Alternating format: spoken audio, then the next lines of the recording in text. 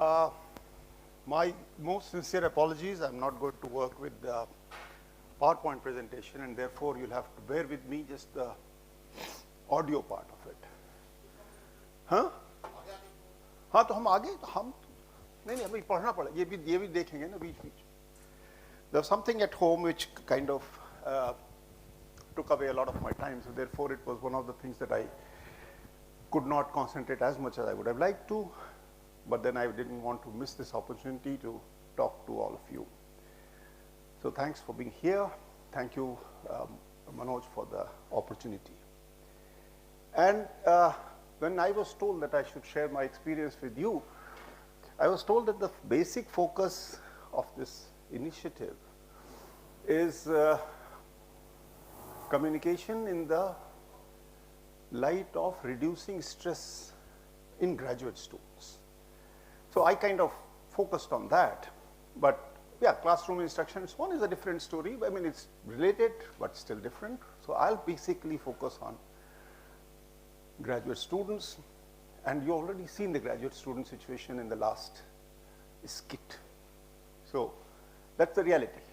So now the only thing is that how do we navigate that reality? I mean, I'm happy to be talking to a lot of young people who are young teachers with whatever number of experience and future teachers.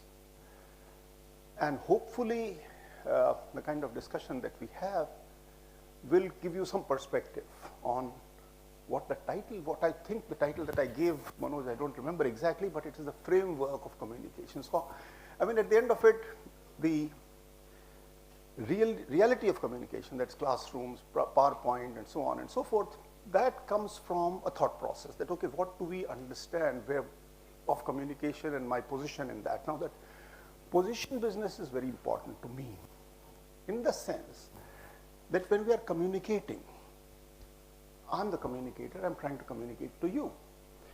So, and in a graduate student situation, I'm the supervisor, advisor, whatever you want to call it, and I'm communicating with graduate students.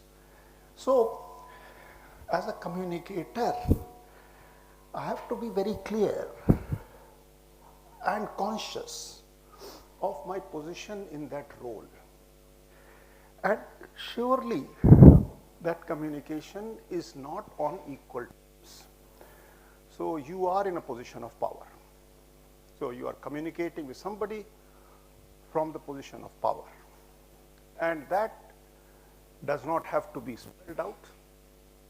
It reflects in many, many ways. And therefore, you don't have to make it obvious that hum ye kar denge. Somehow, that's the way I would look at it. But you're conscious, you should be conscious of that. That's what. The second thing that follows from this, you have power, all right, but which gives you a lot of responsibility. So you need to be conscious of that responsibility towards your student and students.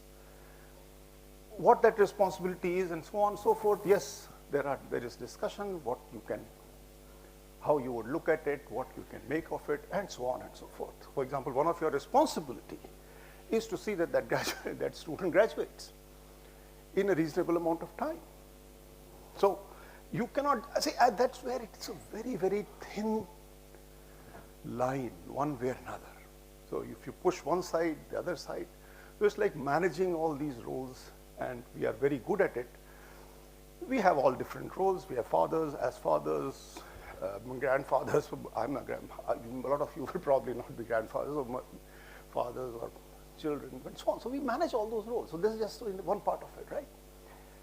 Now, if you have in the position of power and responsibility, one thing that I think is important for us to kind of lay out when we are dealing with students who are under our charge is what in IIT Kanpur they call the first course handout in undergraduate and graduate classes. That, okay, you lay out the rules of the game. Look, this is what will happen. This is what is expected of you, and this is how I'm going to conduct the class. I'm going to conduct your research. Conduct means you're not going to actually do the work, but then this is how you supervise. So there has to be a set of rules which have to be laid out. And even though you have the power, you should not shift the goalpost. You should be very careful in defining your first course handout. This is how I'm going to live, this is how things will work. Somewhere down the line, you cannot unilaterally change it. It will evolve. See, I mean, at the end of it, it will evolve. From one student to another, it need not be the same. We'll come to that in a minute. But unilaterally, if you change it, you run into a situation where the students lose confidence. Anybody who does not understand Hindi at all, or you don't understand Hindi at all, then I'll probably not use Hindi at all. The student should not have a feeling that yesterday you told him something and him or her something, and today you shift the goalpost. So that is where we have to be very careful of not shifting goalpost. The other part of this discussion, which is related to this, so the students also understand that you are in the position of power and you are laying down the rules, implementing them, you are giving them S's, X's, whatever you are doing. But speaking to them one way, speaking to them another way. But they are observing you. So it's different, slightly different. And it's the same thing with the children as well. But then the students, they are mature. See, I mean, graduate students, you're looking at people who are 25, maybe 30, maybe 35. So they are mature. They understand what goes on, what is going on in their own way. You may say, though, that's not true. That's fine, but they understand a lot of things. But we should be conscious as advisors and teachers that in some way or form we are their role model, because we are training teachers, because that's where the whole idea is, that okay, these people are going to be teachers, trainers, whatever it is later on. So the learning at that level is on two fronts. One is that the student learns that, okay, here was a situation where my advisor acted in this way, did this, and when I become in his position, in that position of power, I would like to do the same thing. The second side of it, which is more dangerous, is that the student will think that, okay, this guy did this in this situation, it was unfair, and I would not like to do it. Okay, so now that is where we have to be careful with that shifting goalposts, responsibility, communicating one way, communicating the other way, and so on. So we need to understand that we are dealing with people who are, and that's where the difference between, there is an issue with education, right? So that you are educating people, you are trying to mold careers. It's not at that level, it's not about 4 papers or 5 papers. And bluntly speaking, that's the way I would look at it. But then that's a separate discussion. I'm going to touch upon that. So you're educating people, you're educating young kids, right? So you have to keep that in mind, that okay, that's the framework in which I'll work with you. And once it's laid out, probably it'll go a long way in creating mutual confidence in each other. So you have confidence in those guys and they have confidence in you, and you move forward. The second thing which I thought I'll touch with you, there was some discussion on understanding, empathy, and so on and so forth. Yes, now there are different ways of this whole problem of understanding and empathy and so on, human side of it, non-human side of it, whatever. At the end of it, we should be clear. I mean, it's obvious that we too have a human side. See, when you saw that skit there, it was good that that skit came up, and I think, which gives me a lot of reference points. If you have a daughter to go and pick up from school, and you have a health center appointment and this and that, the students will have their own commitments other than their thesis, research. Of course, primarily, yes, research, thesis, whatever they have to do, they have to do. But you cannot ignore the fact that they may have certain things going on in their minds, at their homes, and so on and so forth. So you cannot look at an individual. In fact, yesterday I was flying in from Dehradun to this place, and it's a very interesting thing which is written there on the door of the cockpit. It says that flying is serious business. Leave your worries, don't carry your worries beyond this point. So that's fine. But it's easier said than done. So when I come here and I tell you that there was something personal going on and I couldn't, and I didn't, whether I couldn't, didn't, whatever it is, there is no PowerPoint at the end of it today. Okay, so that's fine. So in a group like this, I can probably admit it. And you say, हाँ ठीक है, अगर आपके घर में कुछ problem थी, कुछ था, so you are forgiving to that extent. And I'm kind of seek your forgiveness, otherwise, and so on. So the point is, you have to understand that. So that is what is the basis of understanding graduate students, because they have their own lives, let's say. They may be getting married, not getting married, whatever they are doing. There may be hundreds of things going on in their life. So one thing is, how do we, one thing which I kind of, my advisor, and that's something which is, and that's how you learn. My advisor taught me something and his advisor taught him something, then I'm trying to tell something to my students, they will learn something, not learn something, whatever happens. Now, he used to say that, look, I've had my training in Japan, so they play this mahjong. So mahjong, you can lose. So some students are very good at mahjong. Skiing, the students are very good at skiing. You get older, you cannot ski anymore, you don't ski as much or as well. So you say that, no, well, I'll go with you. The idea basically is what he said, if you work with the students, they should see your human side and see the fact that in certain areas they are better than you. So it's not, you are not you don't have it's not that you do everything right. There are things which you do wrong, they do better than you, and so on and so forth. So it's just that you happen to be in a position where you are the so-called the position of power is what I called it. So that's what it is. So you have your own human side. You don't have to make it very kind of intimate. You have to maintain that professional distance and so on and so forth. So that's where different systems in the world have their own socio-cultural ethos. Those of us who have been trained in US understand our relationships with the advisors in the US, how they handle professional relationships, how they handle personal relationships, because with graduate students, it's a very strange combination of professional and personal relationship combined. You are in a very intense relationship for 2 years, 3 years, 4 years. So 2, 3, 4, 5 years is not the relationship of a class.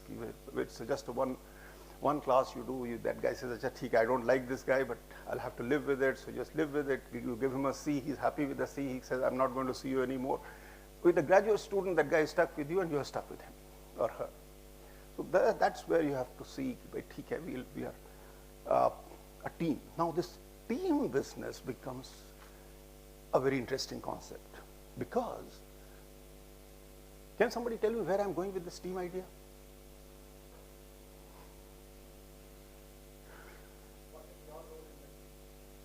My role in the team, as an advisor, no, that's not the truth. Shared goals, yes. Shared goals is one idea, yes. Okay, see, shared goals, that's what he said, right? So, yeah, that's right. So, it's not a quiz of that sort. But the fact is that with graduate students and a lab, in Kanpur we have these, and several places, not only Kanpur, several places in certain departments we have this lab business. That is, you have a lab, and my training was in a lab setup. The Japanese have this lab setup themselves. So the lab, now the lab means the lab has certain goals, and at the end of it, see, we have to understand that even if I'm in a lab, in civil engineering, for example, we don't have the lab culture. We have a slightly more decentralized system, but that doesn't matter really. Lab makes it more team. If it's not lab, then it's a less team, but at the end of it, you and your graduate students become a team, right? Now, we have to see that team actually interfaces with the rest of the world. So if I work in construction engineering or whatever X, Y, Z, somebody works with nanomaterials. So there is a team of nanomaterials. There is, with this person is the head, some people with him or her. And this person is known outside as a specialist in nanotechnology or nanoscience, whatever that specialization is. So the world recognizes this team by this person. So that is where the shared objective part of it is, that yes, you are known in the world, nationally, internationally, professionally, whatever it is, through the work that is done in your group. Now, how did this group form? Right? Now, this group formed through a 15-minute interview. I mean, I don't know what is it called. It's called the GATE exam and something like that. And are those exams foolproof? Will they give you the best people? Do you have the right kind of metrics to choose in terms of ability to do research, ability to be independent, ability to write, ability to communicate? Does GATE test that? And so on. So that's where, when we are talking in this forum, I'm also raising these issues because you guys will land up having to face this issue. GATE, what is the wrong with GATE? See, JEE, I mean, there's Chandra here, Harbola here. So these people, we had endless discussion on JEE part of it. I mean, I don't think we've had so much discussion on GATE. JEE make pass ho gaye, that's not the be all and end all in life. And whether JEE is giving you the right kind of people. So undergraduate education ends. So you do some set of courses, get out of it, and we leave. I don't want to kind of trivialize it, but that's where there is a different discussion. But in graduate school, the situation is slightly different, where you, through that process of interviews and so on, you've identified somebody to be a member of your team. Now, if you look at my hand, your hand, you will find that all the 5 fingers are not equal, right? So in a team, there'll be some, I don't know what game you play. You could play cricket, batsmen, bowlers, all-rounders, wicket keepers. In a hockey or a football kind of thing, there'll be strikers, there'll be defense, people in the defense, full-backs, half-backs, goalkeeper, and so on. So the team has to be there. And at the end of it, all members of your team will not be equally dash, which means you can fill it up with equally talented, equally, they will not come with equal training, and so on and so forth. What do you do? See, we are in a graduate student situation, you are in a training environment, right? So which means that your responsibility is to train people, educate people. So some people are not so good.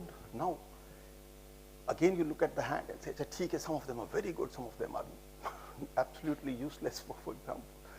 And then there are institutional mechanisms of weeding out people who are not performing, right? So whether we want to use those systems, and that is where the stress is coming.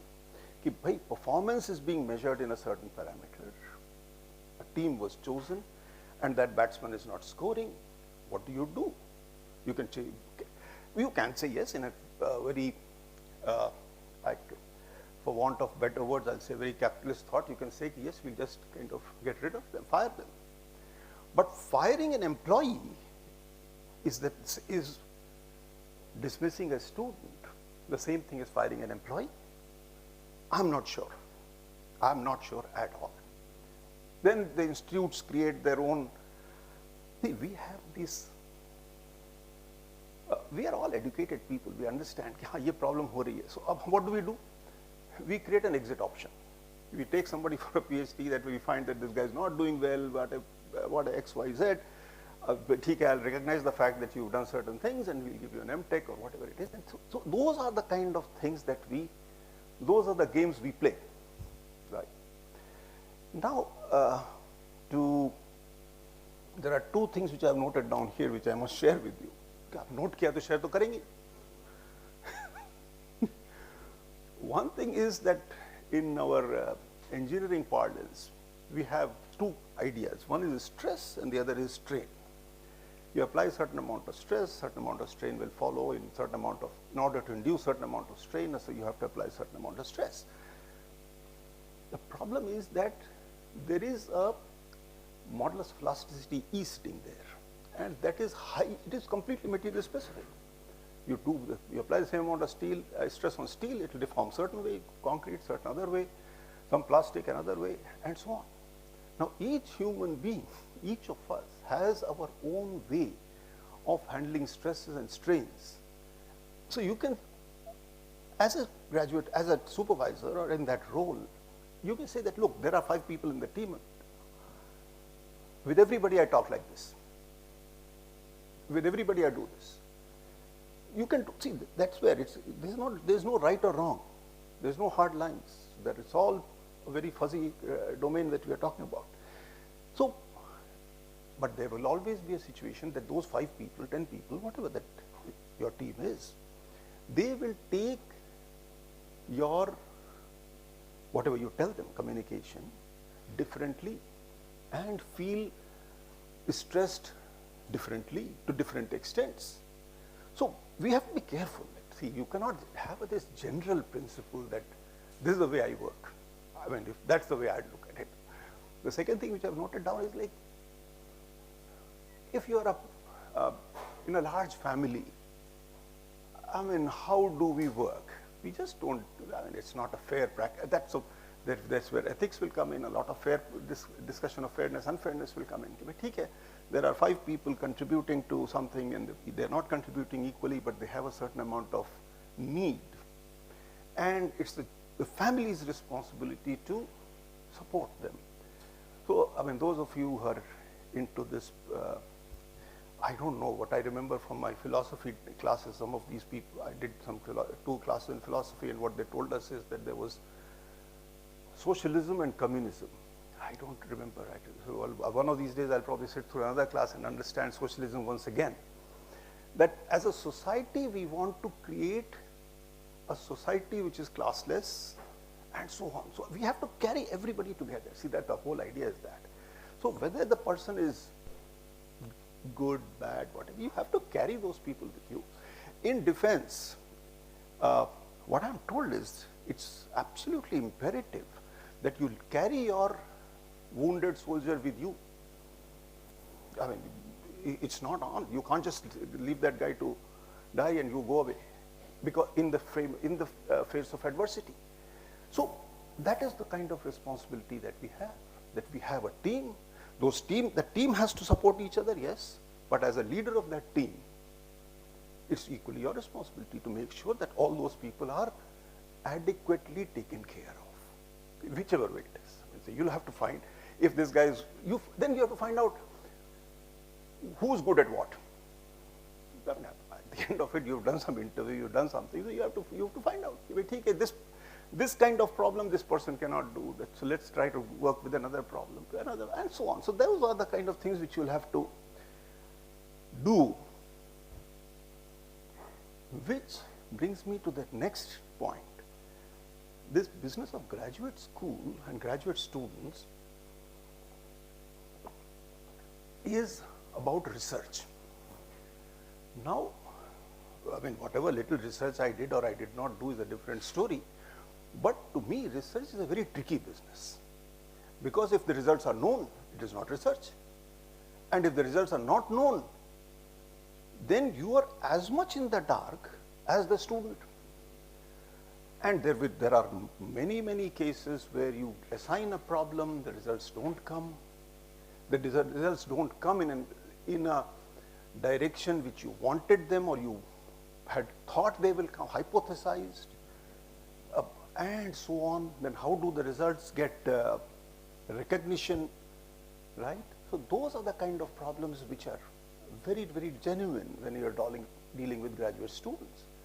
So we have to finally come to a point where effort has to be, goes back to that Gita kind of system, that you do what you're supposed to do, don't bother about the result. So now whether we want to go there, at the moment you go there, then hell will break loose if we implement this in the letter and spirit, but the spirit is more important than the letter. So we can't take any of the things which I have said in letter. I mean, letter mein to fir you can take this my argument anywhere and you say Sudhir Mishra ne kaha tha. So that's not the way I'm looking at this problem right now. So the publication part of it is largely related there, that in the sense that you found a result, the student found the result, and you under your supervision, and that publication or that result has to be peer reviewed and peer accepted in order to be published. There, I mean, as a more personal and a very local point which I would like to mention is that, see, in India, we have this, I would call it almost a problem, that we can speak English, which means that, and then we don't have local journals for peer review, right? So this argument I don't want to carry further, but I'm just going to leave it at that. If you want looking for publications in English journals, or journals in English, published by the Western world, they would be happier publishing something which is relevant to them. Then you have to look at the kind of facilities that are available to you, world class and not world class. I mean, I'm glad that the director is not here. Otherwise, I think I'll run into major issues with this kind of a. But the point is very simple, that a lot of you will, and this is where I'm coming to more or less the end of the discussion, which I had thought I'll talk to you about.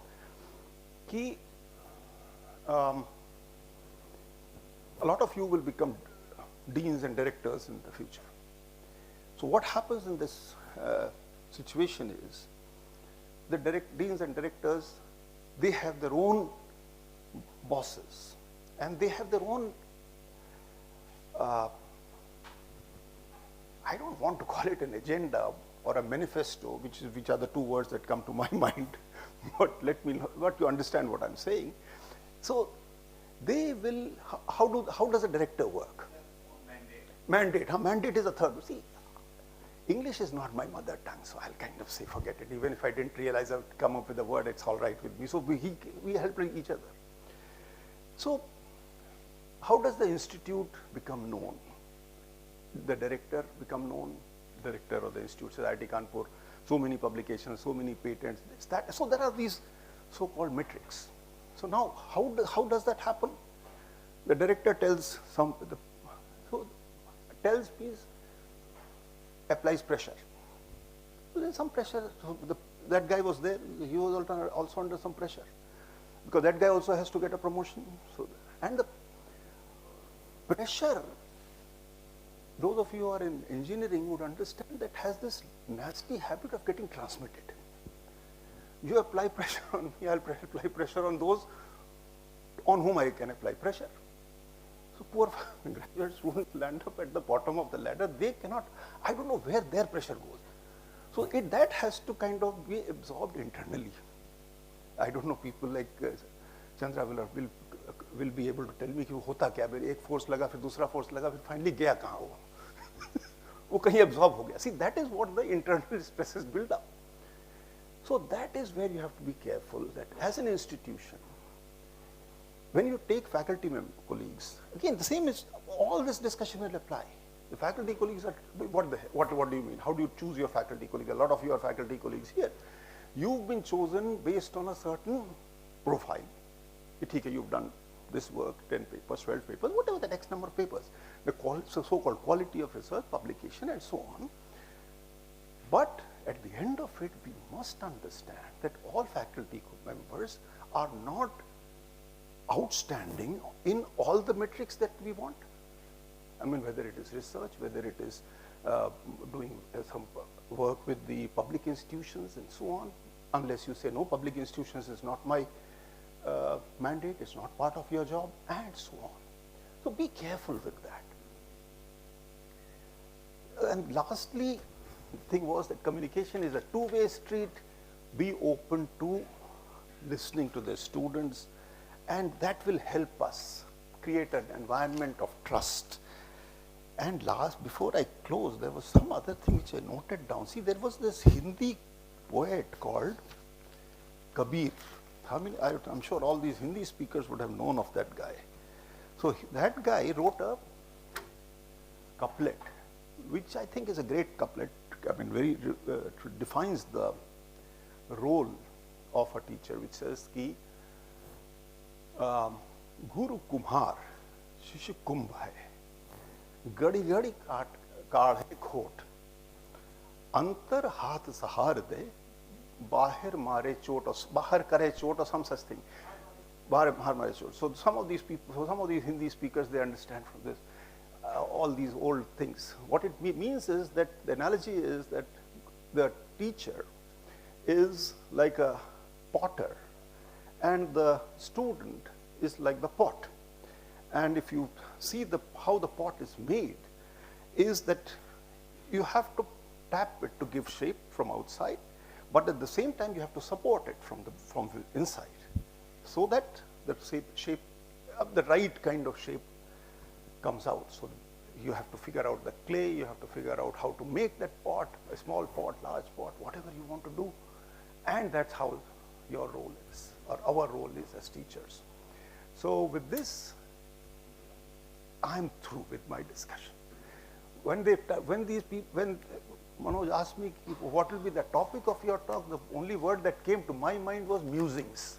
But he said, "Nahi, musings nahi chalega." So I said, so I said, okay, framework for communication, which looks, well, possibly looks better. I don't know. Thank you so much for the for the very patient hearing. So, thank you. And the question is also coming from the skit before this and the discussion we had. That Yeah.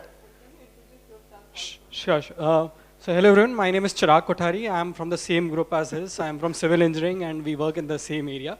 So, I get a lot of opportunity to ask him, but not on these lines.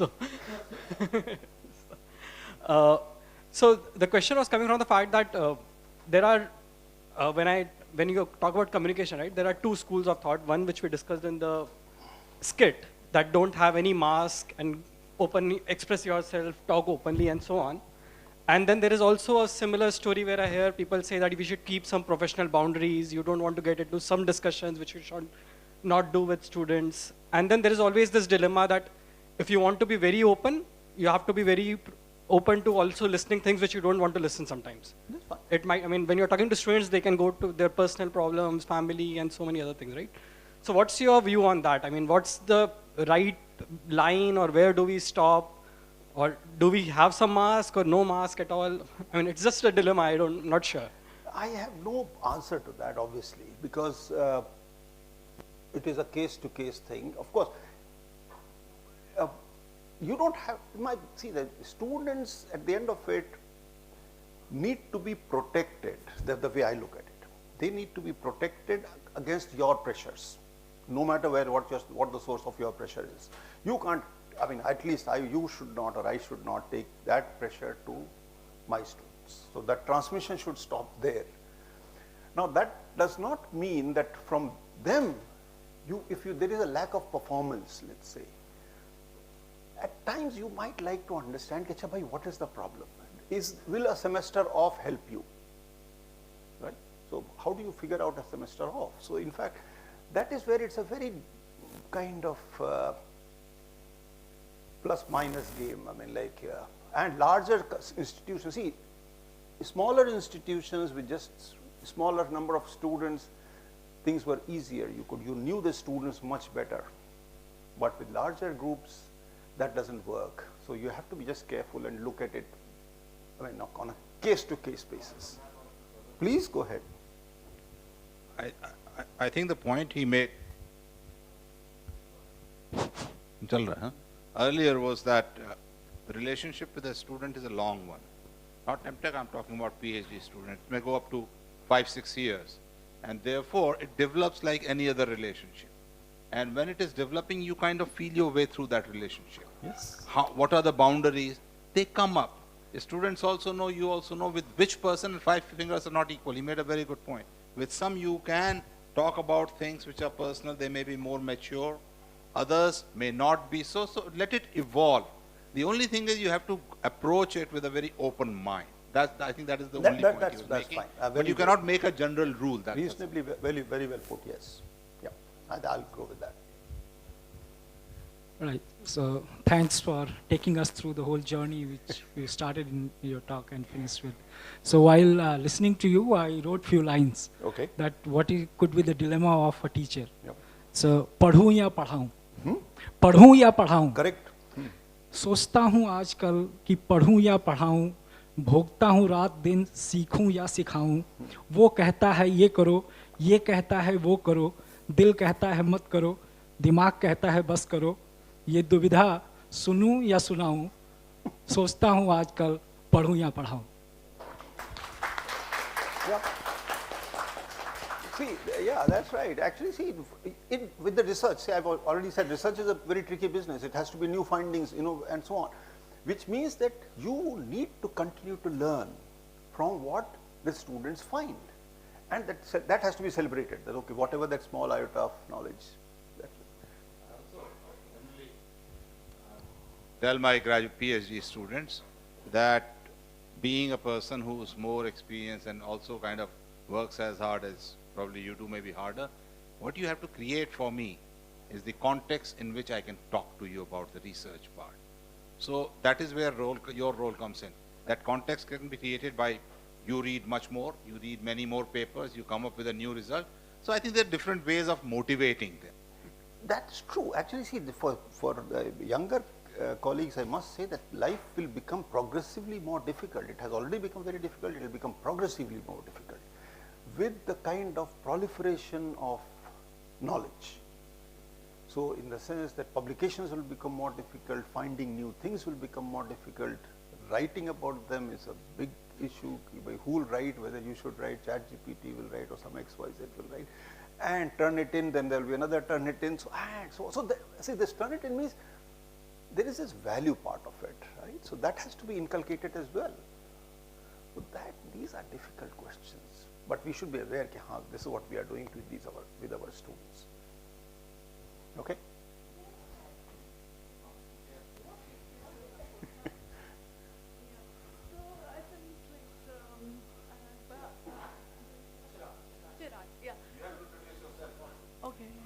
Hello, ma'am. I'm Supriya Bajpai. I did my PhD from here. Currently, I'm a FAIR Fellow. So I attend Professor Harbola's tutorial, and also sometimes I contribute in his ethics classes. So, so when he was asking that, whether to put the mask or whether to not to put the mask. So when I entered this room, right, so when I got this entire teach, talk, and transform theme, right? So I just came with this imagination only. When I will be entering, because soon I will be also part of any of the system, right? So what will happen? I will be also equally anxious. My students will also be equally anxious. So I really need to break that ice session. So sometimes, a graduate student will be at a different stage, that student has just cleared 12th and may not understand, the principles as a PhD student understands, right? Because, when I came here, Professor Sahu was also here, Professor Debriya was also here, So they were all part of my DMC. And they have heard all my not thought through presentations and everything. And so, so I entered from that point of view that, many students will be there. So sometimes it's not only about masking, it's also about what to communicate, when to communicate, and how to communicate. It's not about, That I agree, completely agree, absolutely. So in fact, I don't think we ever go around without a mask. I mean, we absolutely are always, mask ke baad, uske baad hypocrisy is just the other word of it for that, so I don't, mask is better. So see, the chair has ruled that the word has been expunged from the proceedings of the house. So, mask. So yeah, so it's just a matter of understanding that yes, this is what we are doing. Yeah. Thanks.